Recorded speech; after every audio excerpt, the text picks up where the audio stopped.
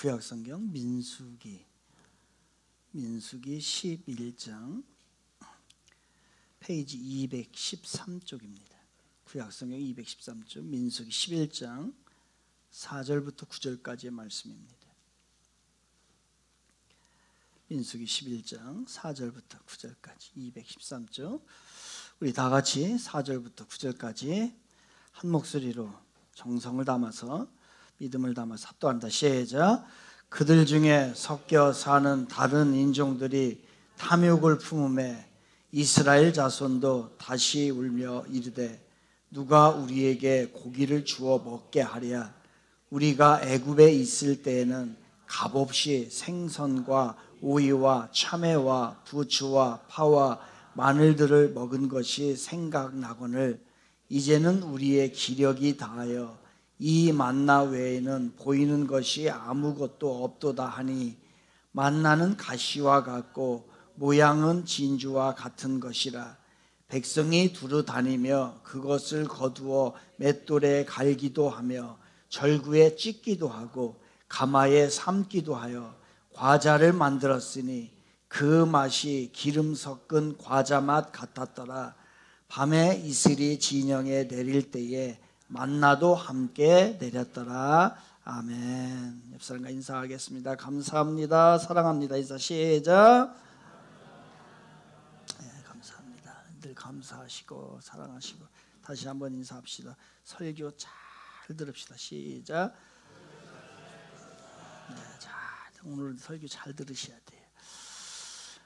기도합니다. 사랑하는 전능하신 하나님, 우리 아버지, 만물을 통치하시는 주님 앞에 예배 드리며 무릎을 꿇습니다.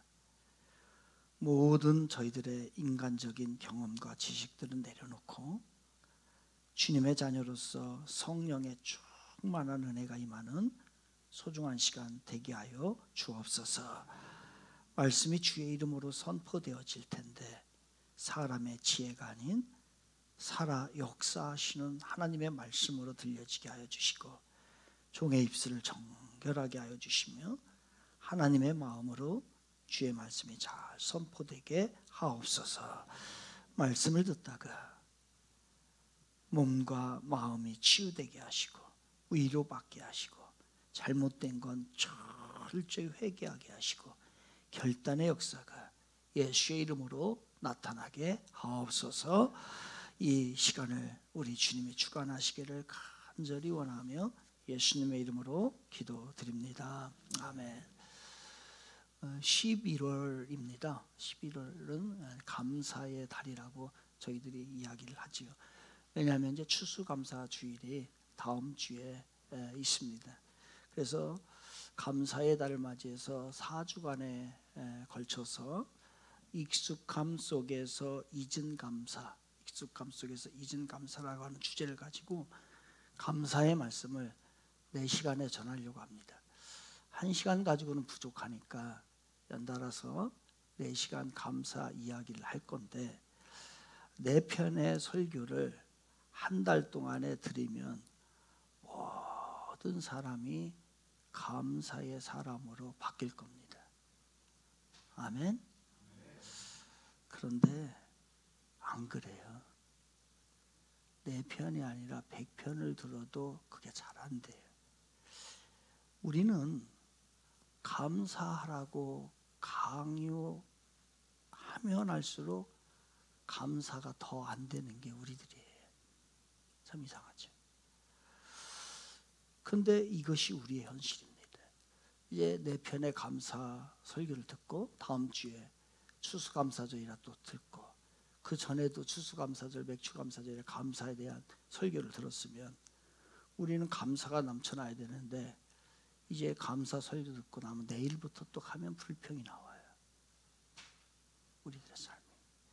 성경에는 범사에 감사하라 이렇게 돼 있어요. 그런데 이 말씀을 들으면 오히려 감사한 삶을 살아야지라기보다도 죄책감이 생겨요. 내가 감사하지 못하고 살았나? 범사에 감사하는데 내가 얼마나 감사 이런 생각이 들어요. 어떤 이들은 막 좋은 일이 생겨서 감사합니다, 감사합니다라고 하는 간증을 듣게 돼. 이러면 우리들은 어떤 생각이 들어요? 나도 감사하는 삶을 살아야지라고 하면 참 좋은데 나는 왜 안 되지? 이 생각이 우리 안에 들어요. 저도 그래요. 왜 그럴까?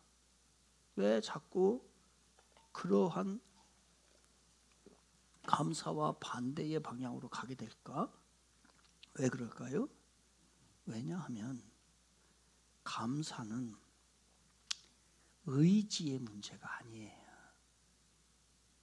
내가 감사해야지, 감사하며 살아야지라고 한다고 해서 감사의 삶이 되는 게 아니란 말이에요. 감사는 의지의 문제가 아니고 감사는 기억의 문제예요. 생각의 문제란 말이에요. 감사를 계속 기억하고 생각하지 못하면 감사가 안 돼요. 인간은 기억 상실증 환자처럼 감사를 잊어버리도록 설계가 돼 있어요. 우리 뇌의 구조가.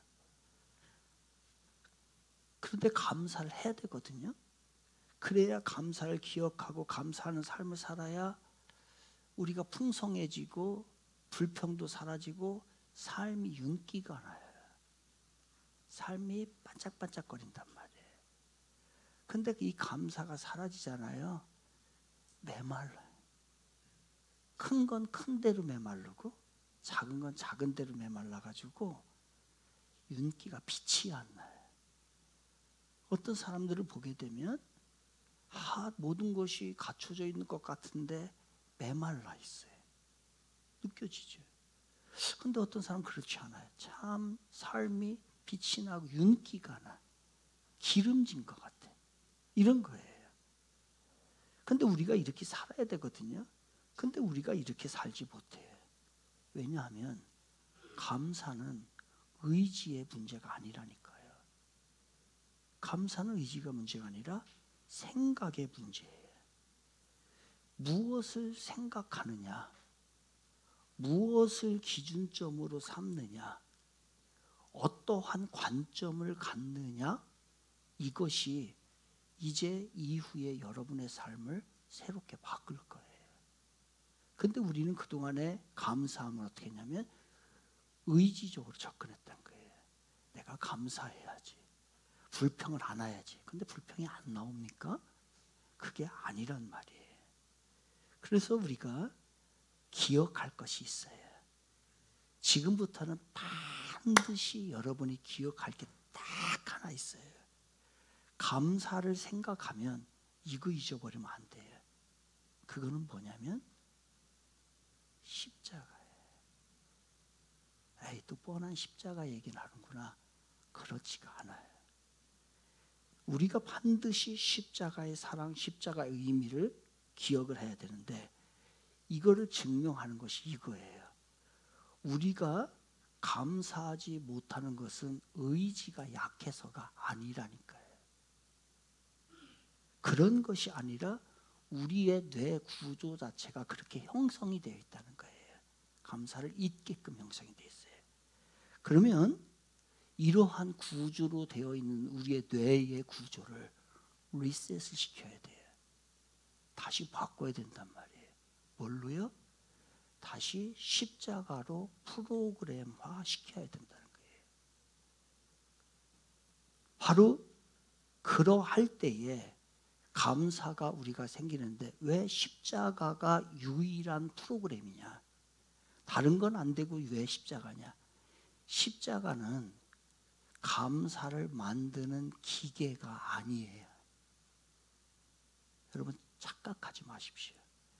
십자가는 감사를 만들어내는 기계가 아니라 감사에 확신을 주고 기준점을 만드는 관점이 뭐냐면 십자가란 말이에요. 이것을 오늘 우리가 풀어나가야 되고 그리고 여러분들이 반드시 이것을 알아야 돼 우리가 감사하는 삶을 살 수 있게 됩니다. 한 마을에 동네에 집집마다 매일 어떤 분이 현관 앞에다가 10,000원씩을 갖다 놨어요. 매일 갖다 놨어요. 하루 다 모든 집에다 갖다 놨어요. 현관문에 나와보니까 10,000원이 있는 거예요. 와, 누가 갖다 놨지? 깜짝 놀라는 거예요. 그 다음에 두 번째 날에도 똑같이 갖다 놨어요. 10,000원짜리를. 그랬더니 이틀째 된 날에 오늘도 왔네? 오늘도 10,000원이 있네? 아, 정말 감사하다. 정말 고맙다. 감사한 마음이 들어요. 그리고서 가져갔지요. 3일째도 똑같이 갖다 놨어요. 현관에 가보니까 또 10,000원이 있어요. 아침에 이제 일어나서 하는 일이 습관이 됐어요. 전에는 커피를 마시던 것이 이제 커피 안 마셔요. 가서 현관문에 가서 10,000원짜리 하나 집는 게 습관이 돼버렸어요. 3일 만에 습관이 됐어요. 4일째 됐어요. 또 똑같이 10,000원을 다 갖다 놨습니다. 현관문을 열자 이제 10,000원짜리가 있으니까 그냥 무의식적으로 집는 거예요. 당연하게 10,000원이 있는 것으로 생각을 하고 10,000원을 가져오는 거예요. 어느 순간부터 4일 만에 당연하게 되었어요. 5일째에 10,000원을 안 놨어요. 그랬더니 온 동네 사람들이 어떻게 내 돈 10,000원 내놔 라고 하면서 분노하기 시작한 거예요. 내 돈 왜 10,000원 안 줘? 왜 오늘은 10,000원 안 주는 거야? 라고 분노하는 거예요. 이것을 우리는 쾌락에 적응을 잘합니다. 이것을 뭐라고 하냐면요, 쾌락 적응이라고 그래요. hedonic adaptation이죠. hedonic adaptation. 그러니까 쾌락에 적응이 되는 거예요. hedonic adaptation 되는 거예요. 무엇을 말하는 거예요? 5일 만에 사람이 5일 만에 선물로 10,000원씩 주었던 것이 어느 순간에 5일 만에 당연한 권리로 생각을 하기 시작한 거예요. 그 마을 사람들이. 여러분 같으면 어떻게 될 것 같아요? 여러분이 만약에 이 상황에 있다가 하면 어떻게 될 것 같아요? 분노할 것 같아요? 안 할 것 같아요? 근데 이게 만들어낸 이야기가 아니고요. 실제 실험한 이야기예요. 심리학자가 의도적으로 한 마을에서 실험을 했던 사실이에요. 아이, 그 사람들 이상하다. 나는 안 그럴 것 같은데. 그럼 제가 여러분에게 질문 하나 드릴게요. 여러분은 지금 아주 자연스럽게 호흡하고 있습니다. 숨을 쉬고 있죠. 오늘 아침에 일어나면서 하나님, 내가 호흡하게 숨 쉬는 것에 대해서 감사합니다 라고 한 사람 손 들어봐요. 봐봐요. 한 사람도 없죠. 왜? 당연하게 생각하니까. 어제도 숨 쉬었고 오늘도 숨 쉴 거라고 당연하게 생각해요. 어찌 이렇게 당연해요? 왜 지금 내가 숨 쉬는 게 당연해요? 어젯밤에 죽었어도 이상할 것이 없는 것이 우리들의 인생입니다. 그런데 오늘 숨 쉬는 게 왜 당연한 거예요? 갑자기 심장마비가 온다면, 그래서 자가 호흡을 하지 못한다고 한다면 우리는 뭐라고 해요? 당연히 그동안에 숨 쉬던 것에 대해서 감사합니다. 그동안에 감사하게 숨 쉬었습니다 라고 하는 게 아니라, 왜 제게서 이런 일이 생겨요? 왜 내가 호흡을 못하게 되었어요? 라고 하면서 불평을 던지는 거예요. 5일째 사람들과 똑같다는 거예요. 이게 쾌락 적응이에요. 우리가 쾌락에 적응이 되잖아요. 헤도닉 어댑테이션에 적용이 되지만은 우리는 그렇게 되어 있어요. 그래서 조심하라는 거예요. 인간의 뇌는 비교를 통해서 만족해요, 여러분.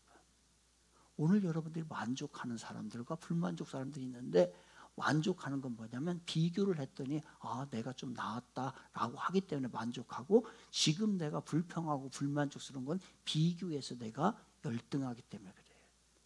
여러분, 만족도가 어떻게 설정이 되는지 아십니까? 만족도는 과거의 기준점 분의 현재 상태예요. 쉽게 얘기할게요. 이렇게 해봅시다. 내가 아무 일도 안 했어요. 그래서 한 달에 아무 수입이 없어 0원이에요.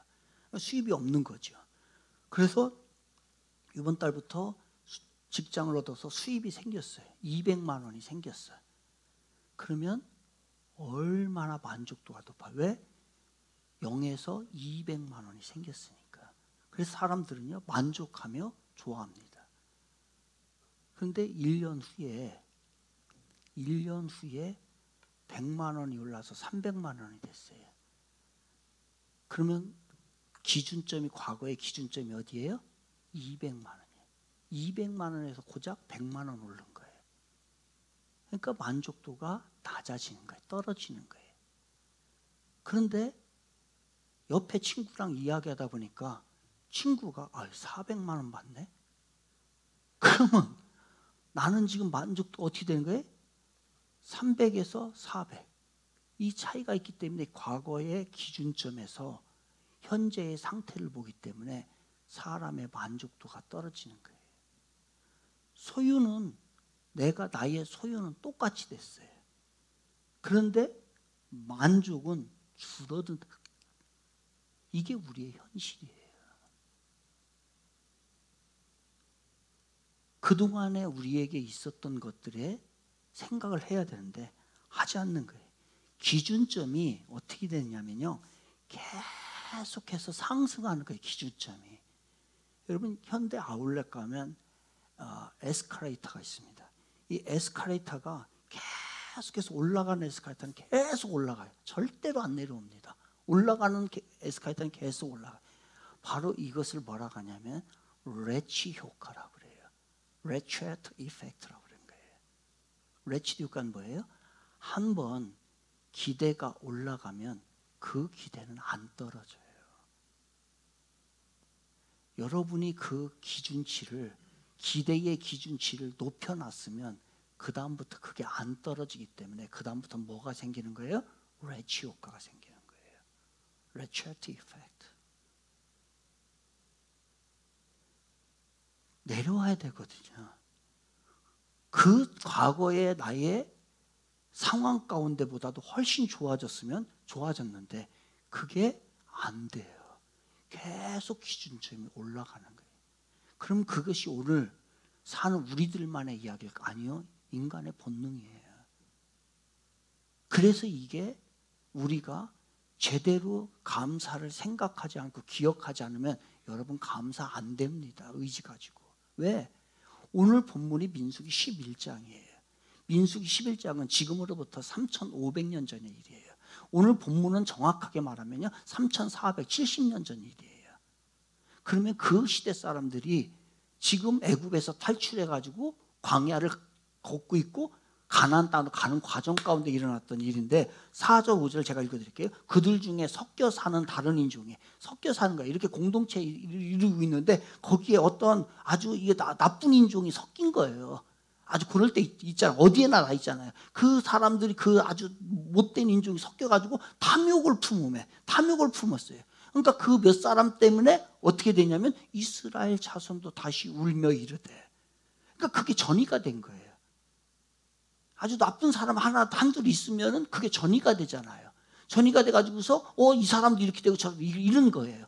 지금 다른 인종이에요. 그러니까 이 사람이 다른 인종은 뭐냐면 애굽 사람 같아. 애굽에서 나온다니까 자기네들 나왔던 그러한 인종들이 있었단 말이에요.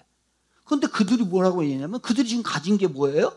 아무튼 간에 그 사람들이 가진 건 뭐냐면 400년 동안의 노예 생활을 하다가 해방한 자유를 가졌어요. 그리고 하나님이요 구름 기둥과 불 기둥으로 인도해 주는 거예요. 하나님의 임재를 날마다 경험해요. 그 먹을 것이 없느냐? 아니요. 한 번도 먹어보지 못한 과자 이거 못 먹어봤거든요. 그런데 그 과자도 줬어요. 그리고 약속의 땅으로 가는 거예요. 내일 이사를 전 집으로 가려고 하는 그 오늘 밤의 이야기와 같은 그런 마음과 같은 그런 거예요. 이게 가진 거란 말이에요. 그들이 지금 가지고 있는 거예요. 그런데 그것으로 인해서 이들이 감사하는 게 아니라 그들이 불평하는 게 있어요. 뭐 때문에요? 아, 우리가 애굽에서 생선 먹었고 오이 먹었고 파 먹었고 마늘 먹었고 부추 먹었고. 여러분, 그 사람들이 생선 가운데 토막 먹었을까요? 생선 꼬랑지 아니면 대가리 다 먹었어요. 그 다음에 신선한 막 오이, 그 다음에 막 그 아삭아삭한 오이, 그 다음 맛있는 부추, 건강한 부추, 이런 것들을 막 그들에게 제공했을까? 아니요. 먹다가 시들어가지고 남은 거 그냥 야 너야 니들 먹어라 하면서 그들에게 주었던 그것을 먹었는데 지금 그것이 없다고 불평하는 거예요. 따져봅시다. 비교해 봅시다. 자유와 생명과 하나님의 임재와 음식 5가지, 그 초라한 노예 음식 5가지, 여러분 뭐 선택하시겠어요? 무엇 때문에 감사하겠어요? 그러니까 이들의 기준이, 이들의 관점이 이렇게 낮은 거예요. 그러니 거기에서 감사가 나올 수가 없지요, 당연히. 자유는 여러분 익숙해졌어요, 이미 이들에게는. 그런데 음식은 눈앞에 없어요. 그래서 감사가 증발해버린 겁니다. 이러면 감사가 증발돼. 익숙해져 있죠. 그리고 무언가 내가 원하는 것은 눈에 보이지 않지요. 그러면 그 순간부터 감사가 증발해버리기 시작해요. 이게 우리들의 삶. 고통은 희미해지는데 입에 뱉던 그 음식이 또렷하게 입감이 살아있어요. 그러니까 그 입감이 지금 만족이 안 된다고 불평하는 거예요. 정리합시다. 인간이 감사하지 못하는 이유는 뭐냐면 감사를 당연히 여기기 때문에. 쾌락 적응이라고 했죠. 또 하나, 기준점이 계속 상승하기 때문에. 여러분 지금부터 기준점을 계속 상승하면요, 여러분은 평생 불행하게 삽니다. 3번째, 고통은 잊히고 쾌락만 선명할 때 기억이 왜곡된다고 하죠. 이때에 감사가 증발해버려요. 그러면 결과적으로 동일하게 뭐라고 하느냐? 나는 항상 부족해, 이렇게 나와요. 나 부족해. 나 무엇이 없어. 나는 지금 만족이 안 돼. 나는 가진 게 부족해, 이렇게 나오는 거예요. 그런데 성경은 어떻게 이야기합니까? 이제 기준점을 잡으라고 했잖아요. 생각으로 감사를 다시 전환을 하라, 재정비하라고 했죠. 그러면 성경은 로마서 8장 32절에서 뭐라고 얘기를 해요? 자기 아들을 아끼지 아니하고 모든 사람을 위하여 내주시니가 어찌 그 아들과 함께 모든 것을 너희에게 주시지 않겠느냐, 이거예요. 대전제가 뭡니까? 하나님은 가장 귀한 것, 예수 그리스도 자기 하나밖에 없는 독생자를 주셨다가 대전제예요. 그러면 소전제는 뭐예요? 가장 귀한 것을 주었는데 나머지 작은 건 안 주겠는가? 있을 수 없는, 논리적으로 안 맞는 일이에요. 준다는 얘기예요. 그럼 결론은 뭐예요? 결론은 따라서 하나님은 우리에게 필요한 것을 주실 것이다가 결론이에요. 믿으면 아멘 합시다. 이게 로마서 8장 32절에 나타난 하나님이 우리를 향한 모습이에요. 논리적으로 맞아야지. 맨날 뭐 블루블루하고 믿으세요, 이게 아니잖아요. 논증이 돼야 되고 설명이 돼야 되고 정확하게 알아야 되잖아요. 그러니까 하나님은 독생자를 엄청난 비용을 우리에게 주셨어요. 그렇다면 하나님이 중간에 우리 포기하겠어요? 아니요. 그 비용을 이미 지불했는데 왜 포기를 해? 포기를 안 한단 말이에요. 독생자를 주신 하나님이 그 외에 모든 것을 주실 것이다. 이거는 경제학적으로나 논리학적으로나 신학적으로나 이게 딱 맞는 거예요. 근데 여기 우리가 이거를, 이 기준점을 제대로 우리가 알아야 되는 거죠. 십자가는 하향 조정 불가능한 기준점이에요. 하향 조정이 안 돼요. 무슨 얘기예요? 십자가는 과거에 진짜 있었던 팩트, 사실이에요. 그래서 변경 불가. 십자가는 하나님이 우리에게 줄 수 있는 최대값이에요. 그 이상은 없어요. 그래서 독생자 이상은 없어요. 예수 이외에는 없어요. 세 번째, 십자가는 무조건적이에요. 내 행위와 무관해요. 따라서 십자가를 기준점으로 잡는 순간 우리는 뭐가 회복이 된다고요? 감사가 회복이 되는 거예요. 그런데 이 십자가가 기준점이 아니고 세상 것이 비교가 기준점이 되는 순간부터 우리는 어떻게 되냐면 불행이 시작되는 거예요. 불평하게 되고 불만족스러운 거예요. 이게 바로 복음이고 이게 십자가의 은혜인 거예요. 여러분, 아침에 눈을 뜨면 오늘도 해야 할 일 너무 많아, 지겨워, 하루 어떻게 보내지? 오늘 피곤해, 회사 가기 싫어, 이런 마음 들지요? 들지요? 저도 가끔 교회 가기 싫을 때가 있어요. 그것도 주일날. 주일날 교회 가기 싫어. 근데 어쩔 수 없이 올 때 있어요. 왜? 설교해야 되니까. 설교. 그런데 십자가를 기준으로 삼는 거예요. 그러면 우리가 하루에 눈을 뜬 후에 1분만 여러분 선언하세요. 더도 말고 덜도 말고 1분만 이렇게 선언해 보세요. 나는 오늘 아침 눈을 떴다.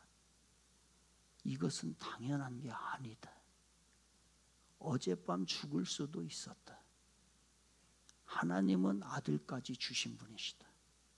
그렇다면 오늘 하늘도 책임지실 것이다. 오늘은 보너스 라운드다. 보너스 라운드. 여러분, 어젯밤에 죽었어도 아무런 이상한 것이 아닌 게 우리예요.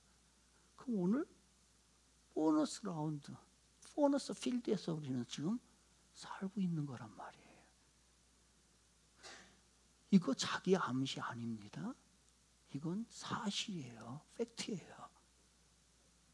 따라서 십자가를 기억하십시오. 그래야 감사가 저절로 나오는 거예요. 십자가를 기준으로 삼으세요. 재설정하세요. 감사의 기준을 재설정하시다. 오늘부터요. 지금부터. 왜? 그래야 감사가 자동으로 나오니까. 이게 경제적이고 논리적이고 신학적이니까. 신앙적이고. 십자가를 기억하면 모든 건 덤입니다. 보너스입니다. 이 보너스 받는데 불평한 사람이 어디 있어요? 없잖아요. 모든 것이 덤이고, 그러면 감사는 저절로 나와요. 있으면 감사, 없어도 이미 최고를 받았으니까 감사. 더 좋은 것이 생겼으면 더 감사. 하나님이 더 많이 주셨으니까. 이게 바로 십자가 덤 감사예요. 덤 감사. 십자가 보너스 감사라고. 여러분, 불평 진단 체크리스트 여러분 작성해야 돼요. 지금부터. 여러분이 막 불평하고 좀 힘들고 뭐 짜증이 나고 할 때에 요거를 체크해 보세요. 체크리스트 4개만 제가 드릴게요. 내가 불평하는 이것이 십자가보다 큰가? 이거 생각해 보세요. 이거 생각해 보세요. 두 번째, 하나님은 아들까지 주셨는데 이것을 안 주실 이유가 있을까? 있을까요? 저는 없다. 성경에도 없다고 그래요. 없다고. 로마서 8장 32절 있잖아요. 세 번째, 나는 지금 당연한 권리를 주장하는가? 그것이 은혜란 것을 알고 은혜를 구하는가? 여러분, 오늘 사는 게 당연한 거예요? 은혜예요. 네 번째 가봅시다. 나는 과거의 은혜를 기억하고 있는가? 기억하지 못하면 의도적으로 꺼내라니까요. 확실히 이래야 된다니까. 우리는 구조적으로, 뇌의 구조적으로 그렇게 되어 있으니까. 지금까지 설교를 들었어요, 여러분. 이렇게 생각하는 분들이 있을 것 같아요. 목사님, 그럼 나는 평생 고통을 참고 살라는 것입니까? 지금 고통이 여전히, 지금 내 안에 그 고통이 여전히 남아있는데, 그러면 목사님, 아프다고 말하는 것도 죄입니까? 라고 묻고 싶은 여러분일 거예요. 아니요, 절대로 아닙니다. 성경은 그렇게 말하지 않아요. 아프면 어떻게 해요? 아프다고 해요. 시편 22편 1절에 보면 내 하나님이여 어찌 나를 버리셨나이까 탄식하는 거예요. 자기의 지금 아픔을 아프다고 얘기하는 거예요. 시편 13편 1절에 보면 여호와여 어느 때까지니까 나를 영원히 잊으셨나이까. 하나님 나 잊은 것 같아. 그래서 하나님 앞에 물어보는 거예요. 이게 잘못일까요? 성경이 이렇게 나오는데 예레미야 12장 1절에 보면 악한 자의 길이 형통하며 반역한 자는 다 평안하면 무슨 까닭입니까? 도대체 왜 저 사람은 잘 되는데, 저 예수를 반역하는 사람은 잘 되는데 왜 나는 잘 안 됩니까? 이거 물어보라는 얘기예요. 그럼 어떻게 해요? 정리해 봅시다. 불평을 정리해 보는 거예요. 정당한 탄식을 있어요. 뭐냐면요, 하나님 너무 힘듭니다. 죄예요? 하면 안 되는 거예요? 아니요, 해야 하는 거예요. 하나님 나 힘들어요 요즘에. 하나님 도와주세요. 이게 우리의 진정한 신앙이에요. 성경은 그렇게 고백을 해요. 정당한 질문 해보세요. 하나님 잘 모르겠습니다. 내 신앙으로는. 왜 저 악한 사람들은 저렇게 잘 되는데 나는 그렇게 믿음 생활하고 기도했는데 왜 잘 안 돼요? 물어봐요, 하나님 앞에. 잘못된 거예요? 죄예요? 아니요. 정당한 거예요. 정직한 거예요. 그런데 잘못된 건 이거 있어요. 죄된 원망은 이거예요. 하나님은 참 불공평해요. 이거는 잘못된 거예요. 아유, 하나님 차라리 내가 과거가 그때가 더 좋았죠. 이거는 잘못된 원망이에요. 이건 죄예요, 죄. 이런 건 하면 안 돼요.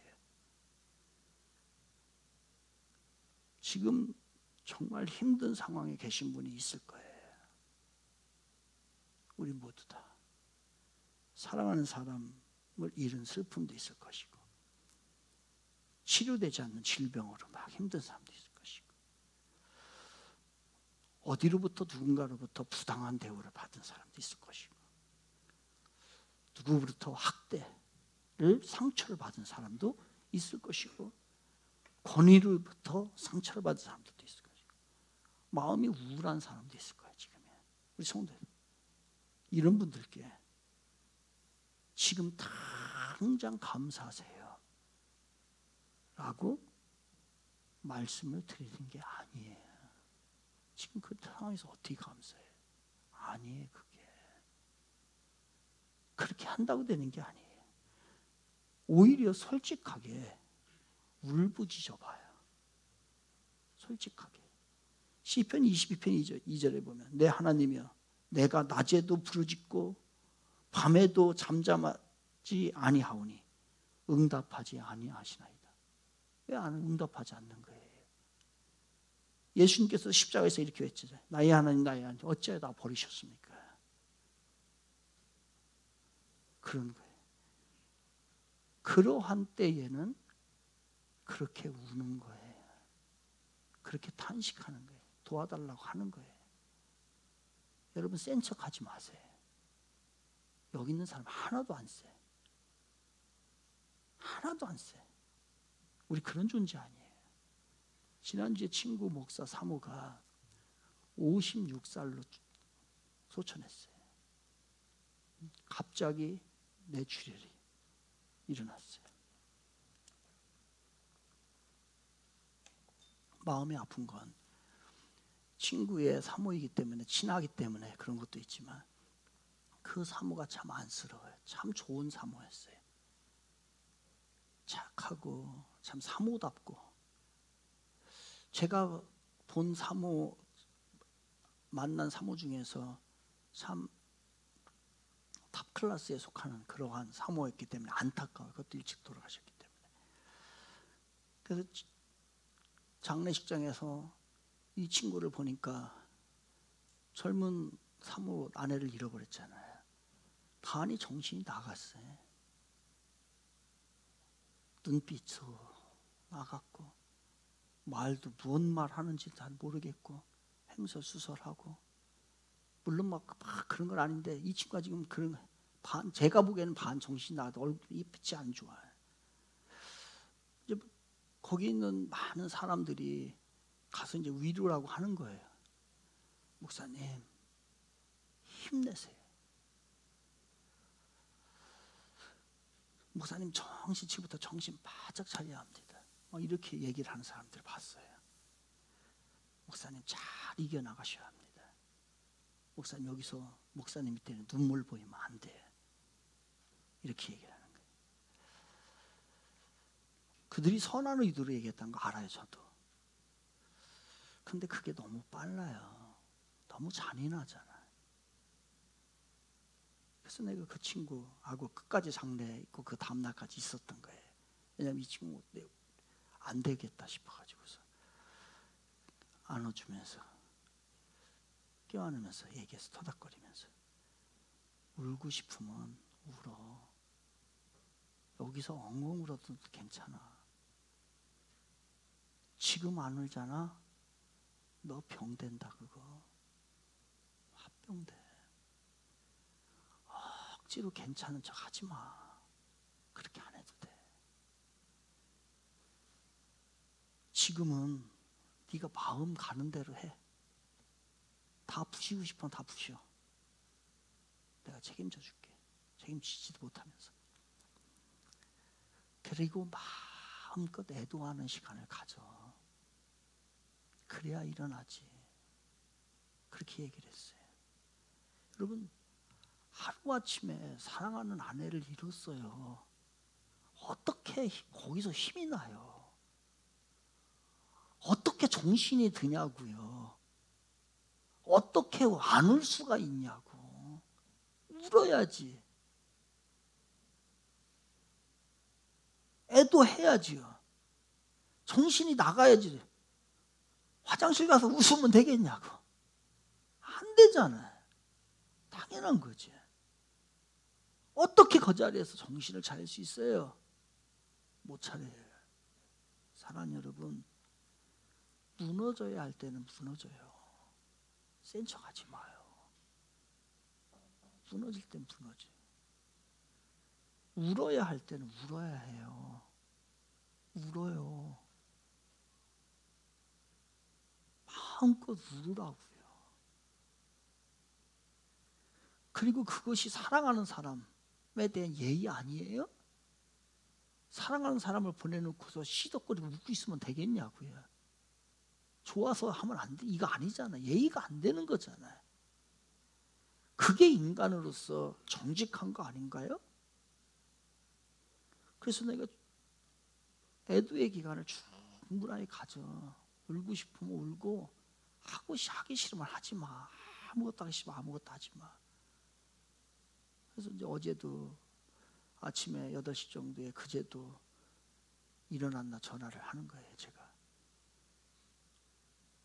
오늘 지금 아마 지금 지금 어떻게 예배 드리고 있나 궁금하네. 오늘은 통화를 못 했거든. 그런 겁니다. 사람이 잔인하게 하지 마세요. 잔인한 거 너무. 인간은 감사를 잊어버리도록 만들어져 있습니다. 이것은 도덕적 결함이 아니에요, 여러분. 뇌의 작동 방식이에요. 좋은 일은 빠르게 당연해져요. 차를 샀어요. 와, 좋다. 새 차 샀다. 3개월 후에 지나면요. 그냥 출퇴근용으로 쓰는 거예요. 아무리 좋은 차도. 한 6개월, 1년 지나보세요. 저 친구 나보다 좋은 차 타네? 이렇게 되는 거예요. 고통은 희미해지고 쾌락만 선명해지는 거예요, 여러분. 연애 시절에는 빨리 결혼하고 싶다, 함께 살고 싶다, 그런 막 생각이 들어서 저도 결혼했어요.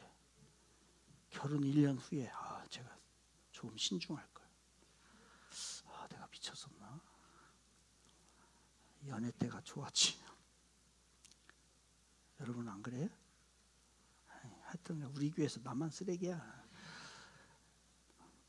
우리는 자동으로 감사를 잊어버려요. 자동으로.